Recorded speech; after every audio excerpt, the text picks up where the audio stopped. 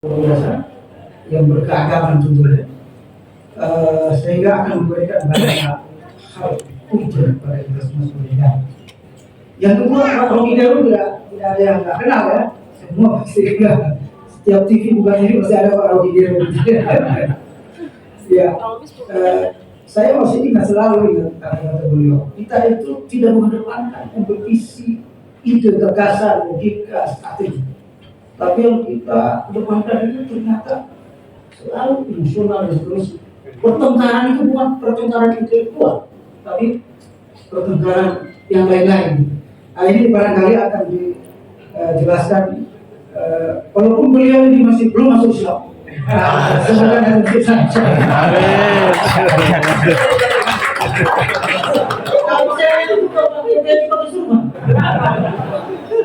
Katanya tinggal asyhadu an la ilaha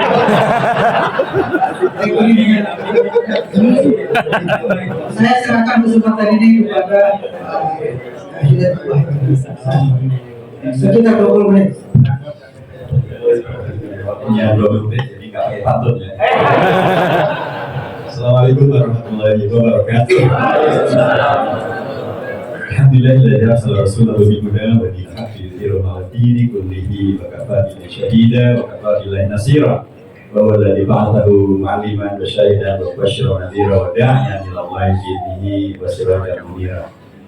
Qala Allah azza wa jalla fi kitabil aziz, a'udzu billahi minasyaitonir rajim, ya ayyuhalladzina amanu taqullaha wa tanzur nafsum ma qaddamat lighadin wattaqullaha innallaha khabirun bima ta'malun. Wa qala Rasulullah sallallahu alaihi wasallam, idza qamatil qiyamah fa fi yadil hakim fasilan falyarashan. Sadaqallahu alaihi wasallam Rasulullah bil khair. Sengaja saya pakai ayat Quran hadis bahasa Arabnya biar gak dipahami sama para mikir.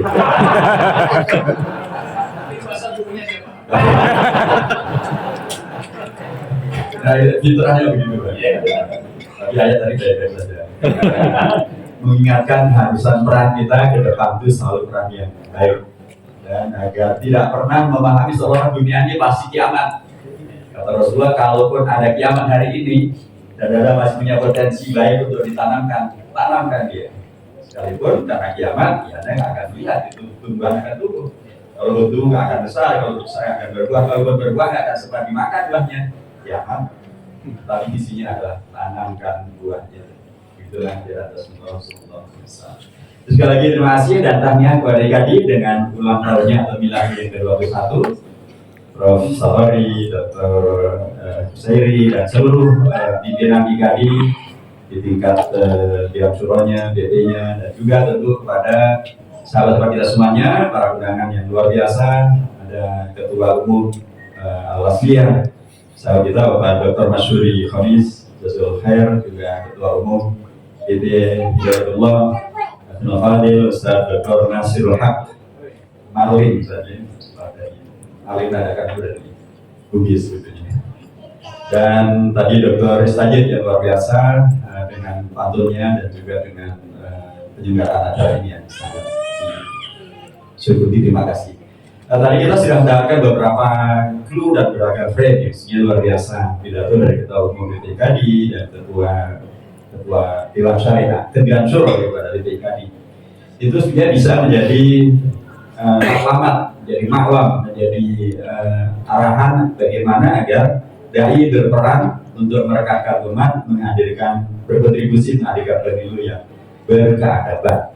Karena memang saya sering, Bang Rocky, beliau hari ini mendapatkan kartu luar biasa sekaligus dapat gelar profesor dan doktor. Kehormatan dari Kadi. Itu asli itu. Kalau bagi jasa telah bermasalah. Baik. Saya sering menyampaikan bahwa jas merah yes, tapi jas hijau juga yes. Jas merah itu jangan sekali-kali melupakan sejarah. Itu tentu yes, karena di sana ada sejarah bangsa Indonesia, sejarah peran serta daripada seluruh pihak untuk menjadikan Indonesia merdeka. Tapi seringkali sambil jas merah, jas hijaunya tidak dipakai. apa itu jas hijau? Jangan sekali-kali menghilangkan jasanya ulama. Ulama di situ ada para dai, ulama di situ ada yang tribun di Ormas, di NU, di Muhammadiyah, di PUI. Kalau kita merujuk pada PKB, apa namanya, Panitia 9 maupun juga di PUPK. Di situ selain daripada NU dan Muhammadiyah, ada juga PUI, malah ada 3 anggota PUI yang menjadi anggota di PUPK. Ada Kiai Haji Anwar Sanusi, Kiai Abdul Halid, dan Mr. Syamsuddin. Selain daripada yang terhibur dalam ormas Islam, ada juga yang terhibur di dalam organisasi politik Islam. Di sana ada Haji Agus Salim, di sana ada Haji Abikus Nojo Prosioso, dan kemudian ada Partai Islam Indonesia, ada Mr. Kasman Simoji Mejo, yang saya ingatkan bahwa nama beliau yang adalah Kasman Simoji Mejo karena beliau dari Purworejo, bukan dari Purwakarta, sehingga dikatakannya Kasman Singa di meja. Singa di meja pada ketakutan. Di sana juga ada partai, nanti ada ormas Masyumi, nanti jadi partai Masyumi. Di sana ada Mr. Muhammad Nasir atau dia Pak Nasir, Mr. Syaf, Syarif Negara, dan lain sebagainya. Beliau-beliaulah yang dahulu bersama dengan para tokoh bangsa yang lain dari komunitas kebangsaan, non keagamaan, ada Bung Karno, ada Bung Hatta, ada Muhammad Yamin, ada Ahmad Subarjo, dan ada juga dari komunitas keagamaan Kristiani, ada Mr. Alexander Armain Maramis. Saya minggu yang lalu dari Manado, Bang Rocky, dan saya ketemu dengan tokoh-tokoh pendeta dan termasuk juga Ketua Umum Laskar Manguni, ya, pendeta Hadi Tumeu, dan ternyata asik-asik saja tuh. Jadi menjaga dalam rangka mempertimbangkan tentang peran dai berkat umat, dan kemudian 2024 yang berkehadapan, jas hijau penting untuk disegarkan kembali, sehingga tidak jadi seolah-olah ini kalau umat ormas Islam ini baru bicara tentang keadaban, baru bicara tentang nasib bangsa dan Indonesia. Padahal sejak dari awal peran mereka sudah begitu luar biasa.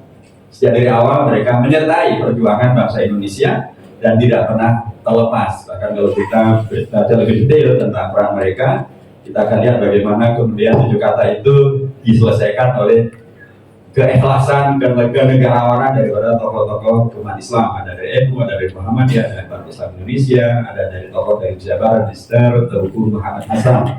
Indonesia terselamatkan dari dijajah kembali oleh Belanda adalah berkat tokoh-tokoh ormas Islam, Kiai Haji Wahab Rasulullah, Kiai Hasyim Asy'ari dengan resolusi jihadnya tahun 22 Oktober tahun 45, dan kemudian Muhammadiyah membuat amanat jihad. Amanat jihad Muhammadiyah itu tanggal 28 Mei tahun 46. Amanat jihad surat juga resolusi jihad menegaskan tentang pentingnya umat Islam mendukung kemerdekaan Indonesia yang diproklamasikan tanggal 17 Agustus tahun 45 itu, dan menolak segala bentuk penjajahan, dan agar kaum perempuan dimaksimalkan perannya baik dalam konteks kesehatan maupun juga konteks logistik, dan untuk memaksimalkan doa. Itu bagi Muhammadiyah. Kalau dia ini kan pertama adalah mendukung Indonesia merdeka yang diproklamasikan 16 Agustus itu punya kalau lain. Dan nomor 2 jihad yang meninggal dalam melaksanakan jihad fisabilillah membela Indonesia merdeka ini, maka dia meninggal sebagai syuhada, sebagai syahid. Kadang-kadang ada yang mesti Ustaz, kalau yang nanti di Jalan Tamrin bagaimana? Jawaban saya adalah tolong ditanyakan pada yang sudah meninggal itu, Anda ada di mana sekarang? Itu jawabannya. Dan yang ketiga, siapapun yang mengkhianati perjuangan bangsa membela Indonesia merdeka ini, maka dia boleh dihukum mati. Nah, yang masuk berkhianat ini adalah ya kemudian merubah Indonesia mestinya merdeka, kemudian tidak lagi merdeka, nah, itu juga termasuk berkhianat. Nah, sekali lagi saya mengatakan bahwa apa yang dilakukan IKAI sesungguhnya adalah bagian dari yang melanjutkan peran sejarah untuk menghadirkan Indonesia yang berkeadaban. Dan bahkan kalau kita telisik lagi di Pancasila itu ada 7 kata inti yang sesungguhnya rujukannya adalah di dunia pesantren, dunia ulama, dunia dakwah, dunia keislaman. Misalnya ada kata-kata adab, sebelumnya ada adil, kemanusiaan yang adil dan beradab. Bung Karno pada tanggal 1 Juni waktu berpidato hanya tentang peri kemanusiaan saja, nggak nyebut kata-kata adil dan beradab. Dari mana ada adil dan beradab? Itu pasti usulan daripada tokoh-tokoh agama, tokoh-tokoh agama Islam. Karena kata adil dan beradab memang aslinya dari Al-Quran, adil, adab aslinya dari hadis. Kemudian sila yang keempat itu kerakyatan yang dipimpin oleh hikmah biasa dan Tuhan. Dan kerakyatan ada kata rohnya. Itu dalam hadis kultur roh atau kultur rohnya. Kalau dalam bahasa Melayu Malaysia bukan hanya rakyat yang sudah masuk dalam bahasa Melayu, tapi roi juga.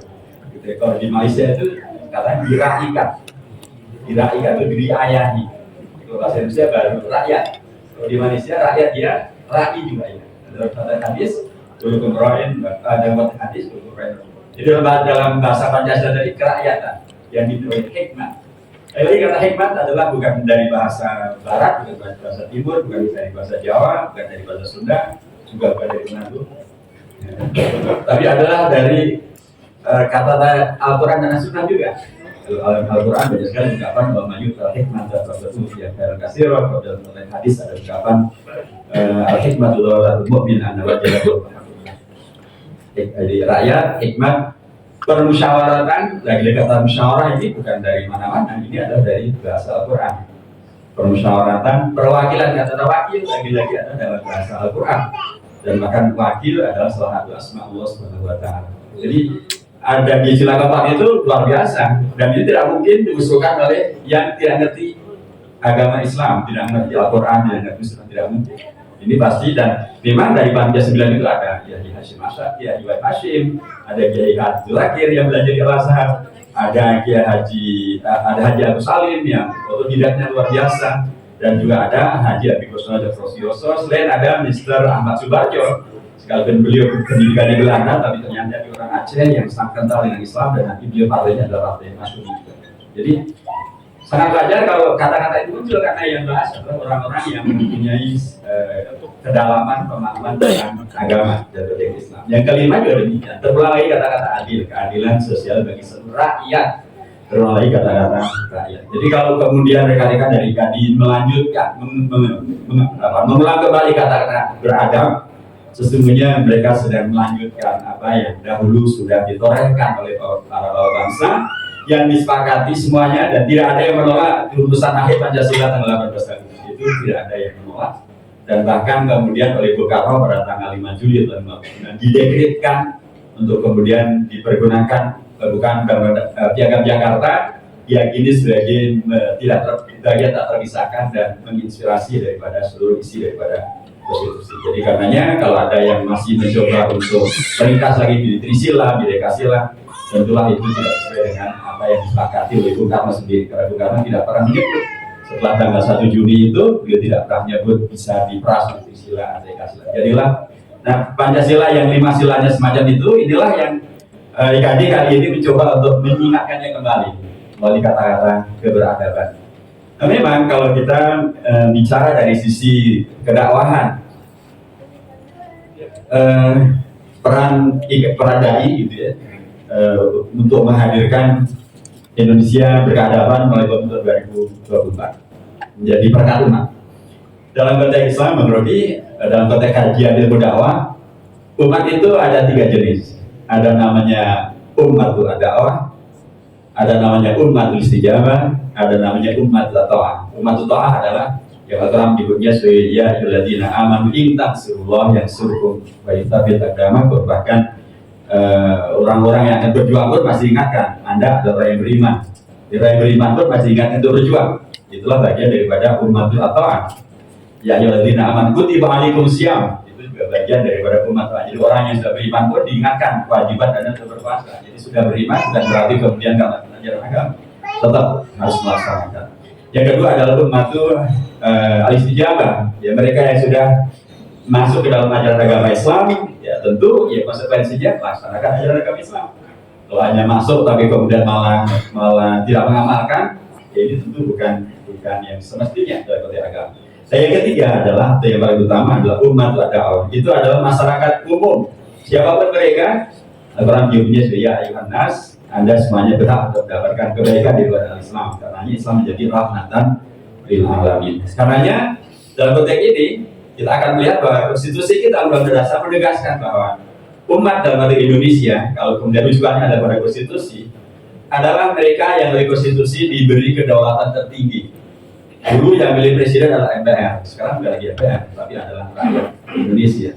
Dulu ada utusan daerah, utusan golongan dipilih oleh Pak Harto waktu itu. Sekarang utusan daerah, utusan golongan jadi DPD dipilih oleh rakyat. Dulu rakyat pilih tanda gambar. Pada masa era Orde Baru yang dipilih adalah yang coblos adalah gambar beringin atau Ka'bah atau banteng. Sekarang tidak lagi, itu namanya sistem tertutup. Sekarang tidak lagi yang dipergunakan adalah sistem terbuka, dan MK sudah memutuskan untuk tetap sistem terbuka. Yang dipilih bukan tanda gambar, tapi adalah orang per orang. Nah, memilih orang per orang itu menandakan demokrasi yang berkemajuan, demokrasi yang lebih maju ketimbang kalau milihnya adalah hanya sekedar tanda gambar. Yang bisa jadi yang dipilih adalah kalau masih kucing dalam karung mungkin masih bagus, kalau buaya dalam karung ya lebih kacau lagi nanti. Jadi sekali lagi kita berada dalam era di mana sesungguhnya umat dalam tiga bentuknya tadi oleh konstitusi disetujui rakyat. Rakyat dalam konstitusi tidak lagi sesungguhnya sekedar membeo, sekedar, dan apalagi dalam konteks umat Islam jangan sampai umat kemudian masih termakan dengan beragam isu. Isu pertama bisa dikatakan jangan pernah campurkan agama dengan politik, karena agama itu bersih, politik itu kotor, supaya umat kemudian menjauhkan diri dari politik.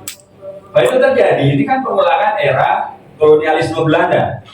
Belanda dululah yang membuat pagar yang sangat tinggi dan sangat tebal supaya umat tidak masuk ke dunia politik. Kolonialisme akan dihadirkan kembali, bahkan pakai hadis adunya sijnu al-mu'min wa jannatul kafir. Jadi kita supaya tidak masuk ke dunia politik karena dianggap politik itu kotor, karena politik itu ada sesuatu yang membelenggu, sehingga umat Islam ini kan tidak boleh dibelenggu karena jangan masuk politik. Ini tentu sangat bermasalah kalau umat Islam masih terbawa kepada ide sekularistik dan ide kolonialistik ini.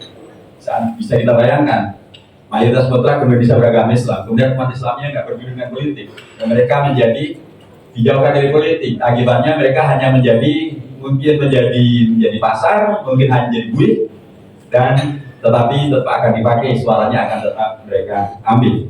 Tapi kalau dalam konteks ini kemudian suara umat terambil, maka suara itu adalah suara yang tidak berkualitas, suara yang hanya asal pilih, suara yang kemudian akan mengulangi beragam hal yang membawa kepada mereka. Umat juga kadang-kadang dibikin bingung dengan ungkapan sebagian dari kalangan umat sendiri, tapi dari kelompok luar umat gitu ya, kelompok sekuleris, kolonialistik gitu. Nah, tentu itu salah karena kita tahu bahwa dalam konteks dulu pun dengan teriakan Allah Akbar, Allah Akbar, Allah Akbar merdeka, itu Bung Tomo mempergunakan institusi jihad untuk menyelamatkan Indonesia dari penjajahan Belanda. Nah, dalam konteks Islam pasti kita tahu bahwa Islam tidak membeda, tidak membelah. Nomor dua, kadang-kadang umat Islam sendiri dibikin bingung oleh pernyataan dari sebagian teman orang Islam sendiri. Mereka mengatakan bahwa umat Islam jangan masuk ke partai politik, jangan ikutan dengan pemilu, karena pemilu dan partai politik demokrasi itu beda. Mengapa beda? Karena Rasulullah tidak pernah pakai pemilu. Ya benar, kalau ada kata Rasulullah pemilu itu malah bohong. Rasulullah tidak pakai partai politik, benar, Rasulullah tidak pernah pakai politik. Kalau Anda bilang Rasulullah pakai partai politik, itu juga bohong. Tetapi pertanyaannya adalah, apakah segala sesuatu yang tidak ada pada zaman Rasul otomatis bid'ah? Saya tanya, rekan-rekan ini kan yang biasa membid'ahkan itu mereka punya yayasan. Pertanyaan saya memang dulu Rasulullah itu dakwah pakai yayasan. Biasanya mereka juga punya radio dan punya TV. Pertanyaannya juga sama. Ketika Rasulullah dulu berdakwah, apa pakai TV dan radio? Kalau pakai, ya bohong. Kalau enggak, bid'ah atau tidak? Nah, kalau bidah hasanah, terus apa bedanya dengan partai politik? Apa bedanya dengan demokrasi? Apa bedanya dengan pemilu? Sama saja ini semua bisa menjadi jahat kalau dibiarkan menjadi jahat. Sama juga radio, TV, yayasan juga bisa menjadi jahat kalau dibiarkan menjadi jahat. Semuanya adalah fasilah.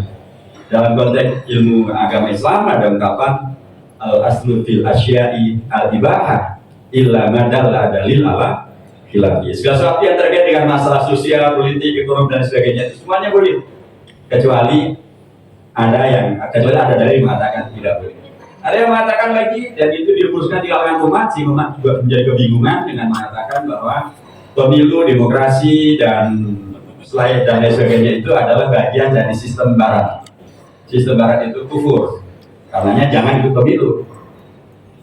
Nah kalau ini kemudian pernyataan ini nggak pernah disampaikan pada komunitas non Muslim, yang disampaikan pada komunitas umat Islam, sehingga umat jadi bingung juga.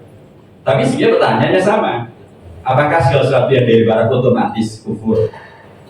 Nah biasanya kawan-kawan yang mengkufurkan itu biasanya punya sekolah, sistemnya berjenjang, klasika, ada TK, ada SD, SMP, bahkan IT juga gitu ya.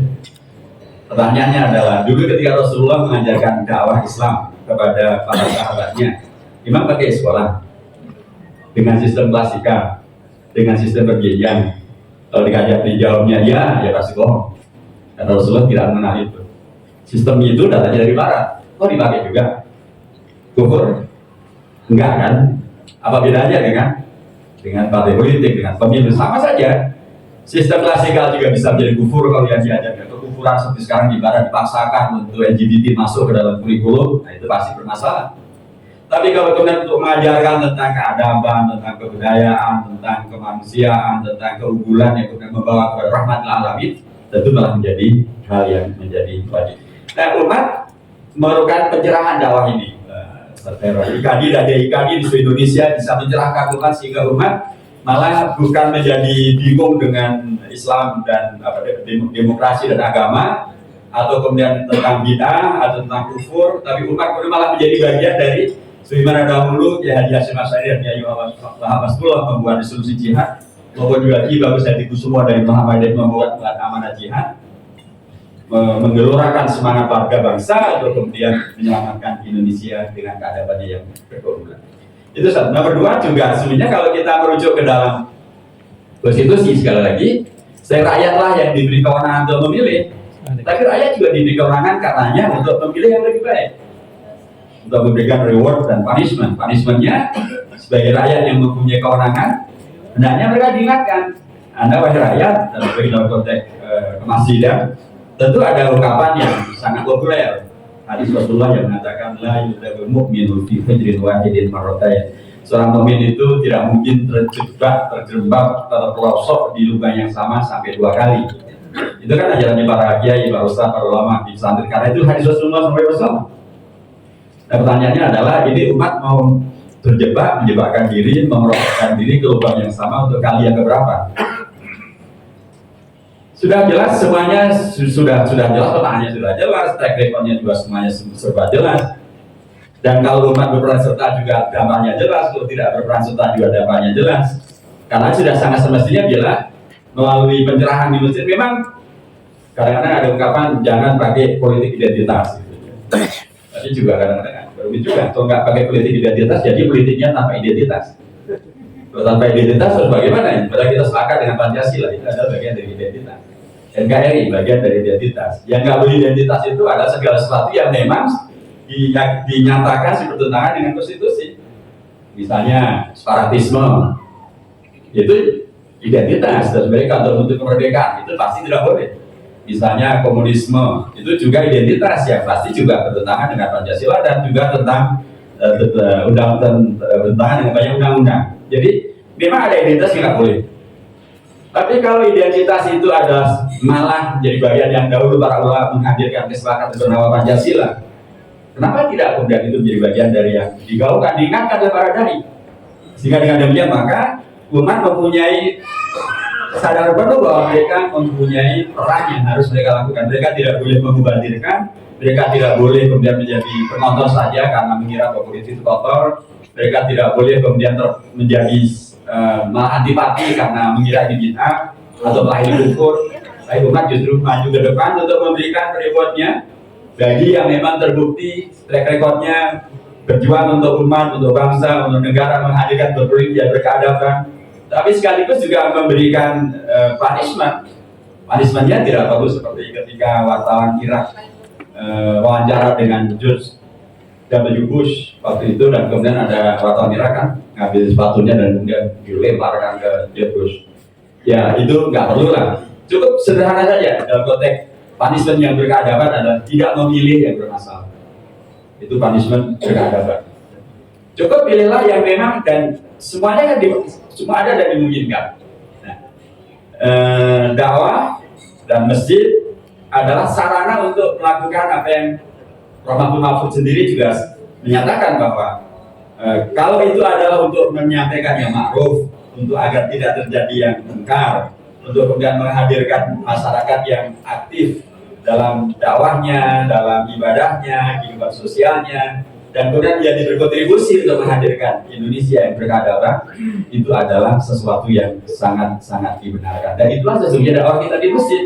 Dakwah di masjid, apakah melalui khutbah, melalui dakwah, melalui pengajian, membaca kitab kuning dan lain sebagainya, adalah hal-hal yang kemudian secara prinsip mengingatkan umat tentang jati diri mereka, tentang ajaran agama untuk mereka, tentang peran mereka, dan tentang apa yang bisa mereka kerjakan untuk Indonesia ke depan. Dan terakhir tentu saja dalam konteks mereka, sesungguhnya kita mempunyai sejarah yang luar biasa. Tadi dengan resolusi jihad, dengan amanah jihad, peristiwa tanggal 7 Oktober tahun 45 di Yogyakarta, di mana seluruh komponen umat Islam yang ormas maupun ormas bersatu padu mempertahankan Indonesia merdeka, mempertahankan Indonesia merdeka ini.